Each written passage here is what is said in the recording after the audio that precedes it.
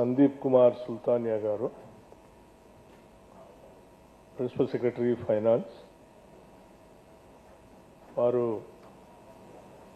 ఈ మధ్యనే రాష్ట్ర ప్రభుత్వంలో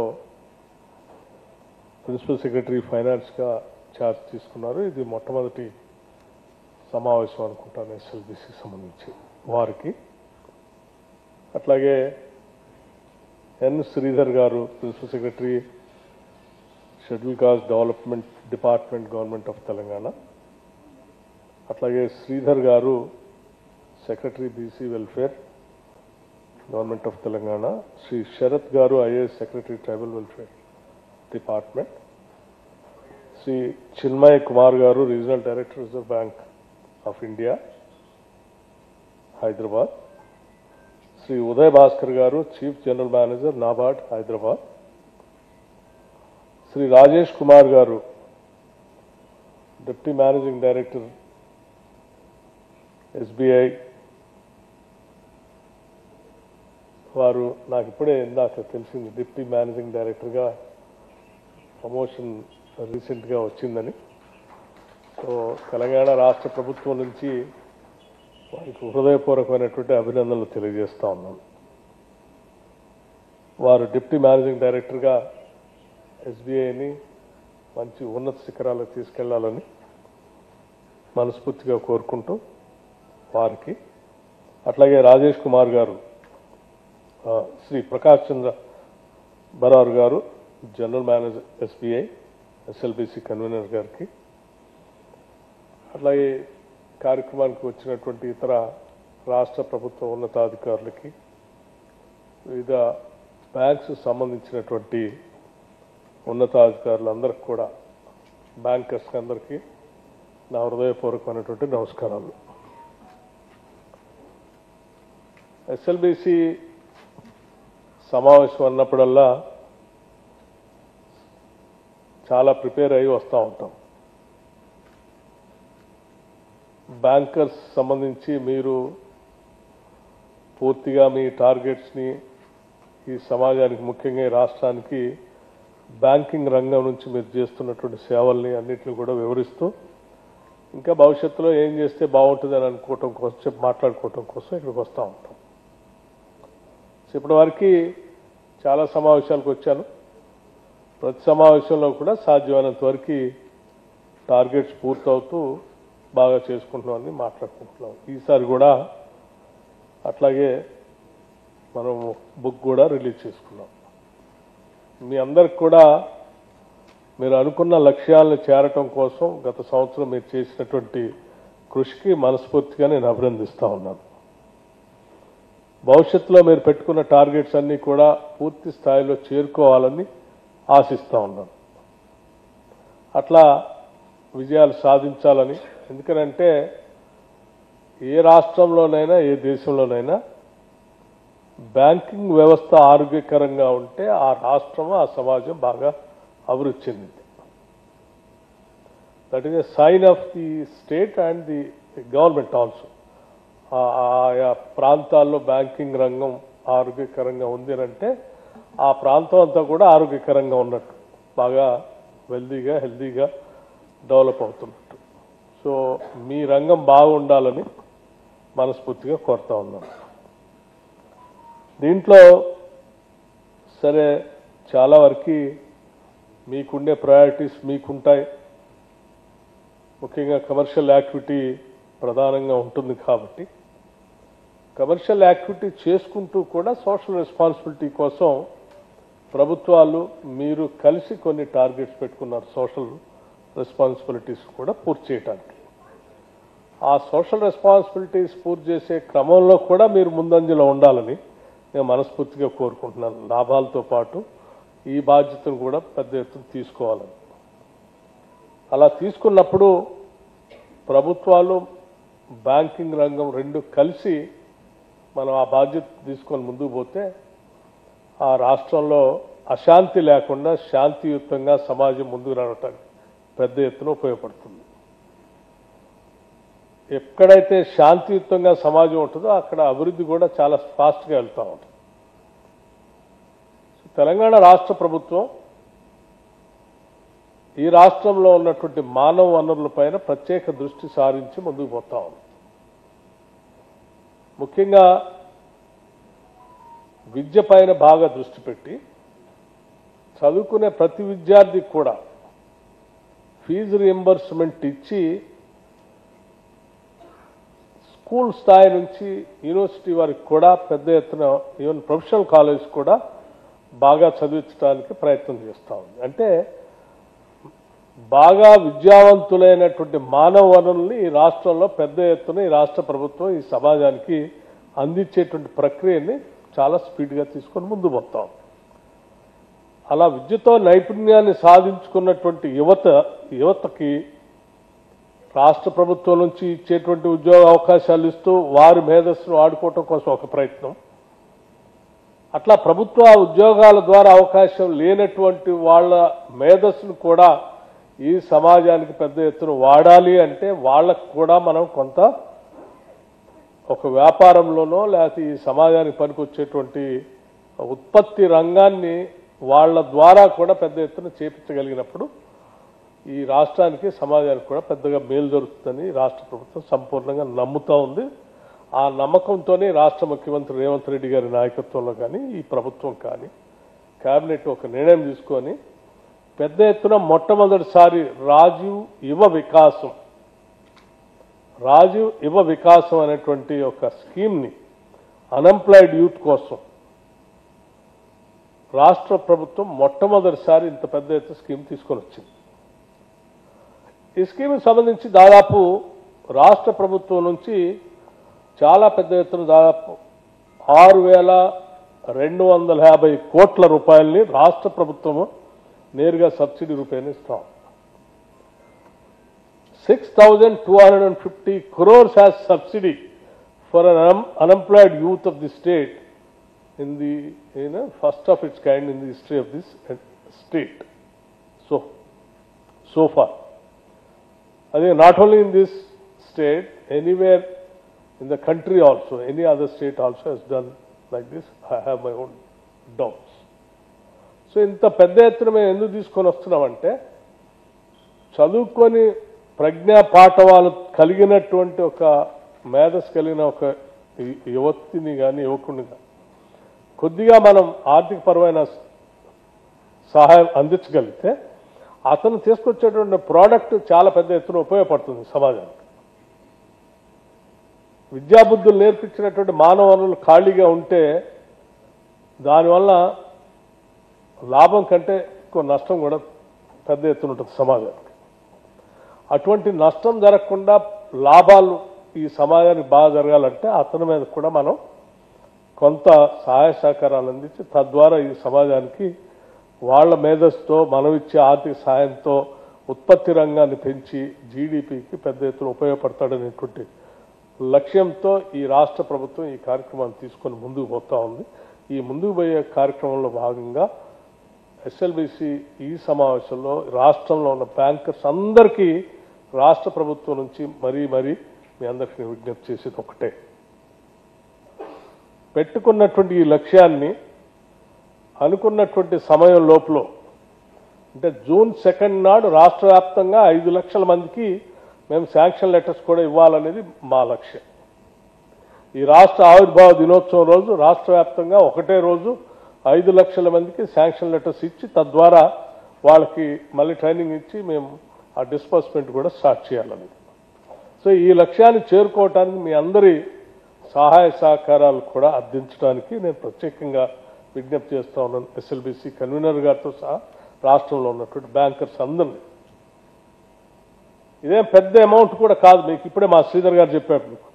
మీ టార్గెట్ దాదాపు అంతా 8 లక్షల కోట్ల పైబడి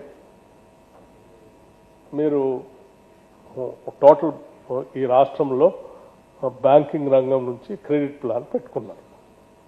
8 లక్షల కోట్ల పైబడి మీరు క్రెడిట్ ప్లాన్లో మేము అడిగేది చాలా చిన్న అమౌంట్, 0.2% అంటే నథింగ్, మినిమం. ఇంత చిన్న అమౌంట్ని అడుగుతున్నటువంటి సందర్భంలో మీరంతా రాష్ట్ర ప్రభుత్వం వారే గతంలో ఉండేటువంటి సబ్సిడీ సిస్టాన్ని పూర్తిగా రివర్స్ చేసి సబ్సిడీ 20%, 30% ఉండేది, లోనింగ్ అమౌంట్ 80%, 70% ఉండేది. దాన్ని మేము రివర్స్ చేసాం. సబ్సిడీ అమౌంట్ని 70-80 చేశాం, లోన్ అమౌంట్ 20%, 10% కుదించాం. అంటే ఇది nothing for the banks of the state and the size of the banking industry of the state. కాబట్టి దయచేసి మీరు మానవ హృదయంతో, మంచి మనసుతో, హ్యూమన్ టచ్తో మీరు దీన్ని ప్రతి బ్యాంకరు సీరియస్గా తీసుకొని ముందుకు తీసుకెళ్తారని నేను ఆశిస్తా ఉన్నాను. And also I request the SLBC convener to appoint one nodal officer only to monitor this for another weekdays at least, because it is already, we are lagging behind 7 days as per our schedule and the calendar what all that we have announced earlier. So 7 days cover chesukotaniki malli meeru oka nodal officer ni, state level nodal officer ni, adi kuda general manager level lo unnattu adhikarini okannu petti వారి ద్వారా అన్ని బ్యాంక్స్కి, అన్ని జిల్లాల్లో ఉన్నటువంటి బ్యాంక్స్కి మాట్లాడించే క్రమం చేస్తే మేము అనుకున్నటువంటి 2వ తారీఖు నాడు ఇవ్వడానికి అవకాశం ఉంటుంది. కాబట్టి దయచేసి I personally request the SLBC convener to look into this and see to that he has been appointed. And also please support MSME. We are giving a lot of focus for MSME in the state. And also startups. Startups kuda Hyderabad oka kendranga pedda ettuna మేము దృష్టి సారించి ముందుకు తీసుకుపోతున్నాం. లేకపోతే దేశం మొత్తం హైదరాబాద్, తెలంగాణ రాష్ట్రంకి వెళ్ళి చూస్తూ ఉంది. Telangana is also growing fast. It's a rising Telangana. So this is all possible. It is because that the infrastructure kind of a thing which is taking place so fast in the state. The government is also concentrating more and more on infrastructure, and we are also releasing funds also for the infrastructure very seriously. ఈ infrastructure మేము చేసేటువంటి కార్యక్రమంలో భాగంగా మీరు కూడా infrastructure ఫండ్కి పెద్ద ఎత్తున దృష్టి సారించవలసింది, ప్రాజెక్ట్స్ పైన దృష్టి సారించవలసింది కోరుతా ఉన్నాం. అట్లాగే priority sector lending, as you all aware, the agriculture is our priority for us. Agriculture సెక్టార్లో హార్టికల్చర్ ఇంకా ప్రయారిటీ తీసుకున్నాం. ఆ horticulture palm oil we are going very fast. మా Thummala sir agriculture minister dream project అది రాష్ట్రానికి కూడా. అట్లాగే so is the case very recently we have come up with Indira solar Giri Jala Vikasam with nearing about 12,600 crores this scheme. ఈ 12,600 crores రాష్ట్రంలో అటవీ ప్రాంతంలో forest rights act కింద ఇచ్చినటువంటి 6,70,000 ఎకరాలకి పూర్తిగా సోలార్ పంప్ సెట్స్ ఇచ్చి, సోలార్ పంప్ సెట్స్ ద్వారా వాళ్ళకి ఆ ల్యాండ్ వ్యవసాయం చేసుకోవడానికి నీళ్లు పారించే కార్యక్రమం ఒకటి, హార్టికల్చర్ ద్వారా ప్లాంటేషన్ ఇవ్వటం, అట్లాగే మిగతా డ్రిప్ ఇరిగేషన్, స్ప్రింక్లర్స్ కూడా వాళ్ళకి ఇచ్చి పెద్ద ఎత్తున రాష్ట్ర ప్రభుత్వమే అడవిల్లో ఉన్నటువంటి అనాదిగా ఇబ్బంది పడుతున్న అడవి బిడ్డలు మన గిరిజన కుటుంబాలకి 6,70,000 ఎకరాలకి టార్గెట్గా పెట్టుకొని మేము ముందుకెళ్తా ఉన్నాం.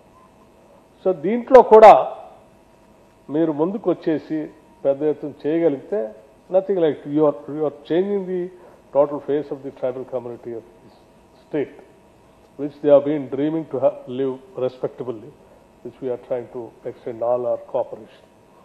అట్లాగే సెల్ఫ్ హెల్ప్ గ్రూప్స్, సంఘం మీ అందరికీ తెలుసు, it very strong organisation the state of Telangana, IKP. మేము గతంలో ఒక 20,000 crores టార్గెట్ పెట్టుకొని పోయాం. దాన్ని దాటాం 21,000 crores కూడా అచీవ్ చేశాం. ఓవర్ పీరియడ్ ఆఫ్ టైం 1,00,000 కోట్ల పైబడి సెల్ఫ్ హెల్ప్ గ్రూప్స్కి ఇంట్రెస్ట్ ఫ్రీ లోన్స్ ఇప్పించాలనేది రాష్ట్ర ప్రభుత్వం యొక్క ఆలోచన, లక్ష్యం కూడా. సేఫ్ లెండింగ్ మీకు కూడా రికవరీ కూడా చాలా బాగుంది దాంట్లో. సో ఎటువంటి ఇబ్బంది లేకుండా మీకు ఇచ్చిన లోన్ అమౌంట్ కూడా తిరిగి రావడానికి సేఫ్గా ఉన్నటువంటి సెల్ఫ్ హెల్ప్ గ్రూప్స్కి లెండింగ్ కూడా పెద్ద ఎత్తున చేయవలసిందిగా కోరుతా ఉన్నా. వాళ్ళకు రకరకాలైనటువంటి వ్యాపారాలు చేసుకోవడానికి కావాల్సిన మార్గాలు కూడా రాష్ట్ర ప్రభుత్వం ఐడెంటిఫై చేసి వారికి అందిస్తాం. ఉదాహరణకి ఆర్టీసీ బస్సులు కొనిచ్చి ఆర్టీసీతో టైప్ చేపించే దగ్గర నుంచి కానీ, లేకపోతే సోలార్ సంబంధించినటువంటి పవర్ సెక్టార్లో ఎనర్జీతో ఎంఓఐ చేపించి సెల్ఫ్ హెల్ప్ గ్రూప్స్కి 1 మెగావాట్ 2 మెగావాట్స్ పవర్ ప్లాంట్స్ వాళ్లే పెట్టి ఆ పవర్ని రాష్ట్ర ప్రభుత్వం కొనుగోలు చేసేటట్టుగా టైప్ చేసి ఇస్తా ఉన్నాం. ఇట్లా అనేక రకాలైనటువంటి వ్యాపారాలను ఐడెంటిఫై చేసి మహిళా సంఘాలకి అందిస్తున్న క్రమంలో సెల్ఫ్ హెల్ప్ గ్రూప్స్ కూడా మీ బ్యాంకర్స్ ముందుకు రావాల్సిందిగా నేను కోరుతా ఉన్నాను. అట్లాగే as you all aware we recently we come up with new energy policy. ఆ న్యూ ఎనర్జీ పాలసీలో ప్రపంచం అంతా కూడా ఈరోజు న్యూ ఎనర్జీ అంటే రెన్యూవబుల్ ఎనర్జీని ఎక్కువగా ఎంకరేజ్ చేయమని చెప్తాం. ఆ క్రమంలో రాష్ట్ర ప్రభుత్వం కూడా థ్రస్ట్ ఏరియాగా పెట్టుకొని ఈరోజు ముందు పోతుంది. మేము 29-30 కల్లా minimum 20,000 megawatts power renewable energy ద్వారా ఈ రాష్ట్రంలో తీసుకొని రావాలనే ఆలోచనతో ముందు పోతా ఉన్నాం. వాటికి సంబంధించి పంప్ స్టోరేజ్ కానీ, సోలార్ కానీ, ఫ్లోటింగ్ సోలార్ కానీ, లేకపోతే రకరకాలైనటువంటి రెన్యూవబుల్ ఎనర్జీతో మేము ముందుకు పోతున్నాం. దాంట్లో పెద్ద పెద్ద కంపెనీలు కూడా ముందుకు వస్తూ ఉన్నాయి. దాన్ని కూడా మీరు ట్రస్ట్ ఏరియాగా తీసుకొని ముందు చూపుతో పెద్ద ఎత్తున లెండింగ్ చేయవలసిందిగా కోరుతా ఉన్నాం. అట్లాగే స్కిల్ డెవలప్మెంట్ సంబంధించి కూడా recently we have come up with skill university also. Skill యూనివర్సిటీయే కాకుండా ప్రతి అసెంబ్లీ సెగ్మెంట్లో ఒక అడ్వాన్స్ టెక్నాలజీ సెంటర్ అని ఐటీఐల కంటే పెద్ద ఎత్తున మారుతున్న పరిస్థితికి అనుగుణంగా ఇండస్ట్రీకి పనికొచ్చే టెక్నాలజీతో కూడినటువంటి ట్రైనింగ్ సెంటర్స్ని ఇప్పించాలనే ఆలోచనతో రాష్ట్ర ప్రభుత్వం ప్రతి అసెంబ్లీ సెగ్మెంట్లో more than 100 advance technology centres start చేశాం. Only for the purpose of giving the skill development training. So దానిపైన కూడా మీరు ఎక్కువగా దృష్టి సారించవలసిందిగా కోరుతా ఉన్నాం. వీటితో పాటు మిగతా అర్బన్ ఇన్ఫ్రాస్ట్రక్చర్ కానీ, మూసీ రెన్యూవబుల్ రిజర్వేషన్ కార్యక్రమం కానీ, మేము హైదరాబాద్ చుట్టూ ఉన్నటువంటి ఔటర్ రింగ్ రోడ్ పరిధి దాటి ఇంకా రీజనల్ రింగ్ రోడ్ కూడా ఎస్టాబ్లిష్ చేస్తూ చాలా పెద్ద ఎత్తున ఔటర్ రింగ్ రోడ్కి రీజనల్ రింగ్ రోడ్కి మధ్యలో అనేక రకాల క్లస్టర్స్తో ఈ రాష్ట్ర ప్రభుత్వం ఇండస్ట్రీ డెవలప్మెంట్ కోసం పెద్ద ఎత్తున ప్లాన్ చేస్తాం. ఇవన్నీ కూడా బ్యాంకింగ్ రంగానికి ఇష్టమైనటువంటి కార్యక్రమం. Because all the sectors you can lend money and also you can make money. So ఈ ప్రక్రియని పెద్ద ఎత్తున జరుగుతున్నటువంటి డెవలప్మెంట్ని అందిపుచ్చుకోవాలని చెప్పి రాష్ట్రంలో పనిచేస్తున్న బ్యాంకింగ్ సెక్టార్కి నేను విజ్ఞప్తి చేస్తూ ఈ కార్యక్రమంలో పాల్పంచుకుంటున్నటువంటి మీ అందరికి కూడా నేను అభినందనలు తెలియజేస్తూ మనకి వ్యవసాయ పనులు కూడా మొదలవుతా ఉన్నాయి. ఇప్పుడు మాన్సూన్ స్టార్ట్ అవుతూ ఉన్నాయి. టైమ్లీ లెండింగ్, అగ్రికల్చర్ లెండింగ్ ఏమాత్రం ఆలస్యం కాకుండా చూడవలసిందిగానే విజ్ఞప్తి చేస్తూ ఉన్నా. అగ్రికల్చర్ సంబంధించి రాష్ట్ర ప్రభుత్వం మీ అందరికి తెలిసిందే నియరింగ్ అబౌట్ 21,000 crores మేము లోన్ వేవ్ చేశాం. అట్లాగే రైతు భరోసా పేరు మీద ఇంకా పెద్ద ఎత్తున వాళ్ళకి సపోర్ట్గా ఆ సిస్టమ్ కూడా ఇంప్లిమెంట్ చేస్తూ ఉన్నాం. ఇతరత్ర ఇన్సూరెన్స్ కార్యక్రమాన్ని కూడా టేకప్ చేసి ముందుకు వెళ్తా ఉన్నాం. So agriculture lending is a safe lending for you. So దాన్ని కూడా దృష్టి పెట్టి ముందుకు పోవాల్సిందిగా కోరుతూ మరొకసారి I request all the top banking officers to have a serious concern towards the Rajiv Yuva Vikas and see to that it gets completed in another 2-3 days, the verification of all applications. And also I request you all to take part at the time of distribution of Rajiv Yuva Vikas sanction letters in all the respective assembly segments. Please instruct all your bankers to take part in that so that you are really involving the lakhs and lakhs of youth in the progress of the state by giving the production to the GDP of the state. Thank you very much.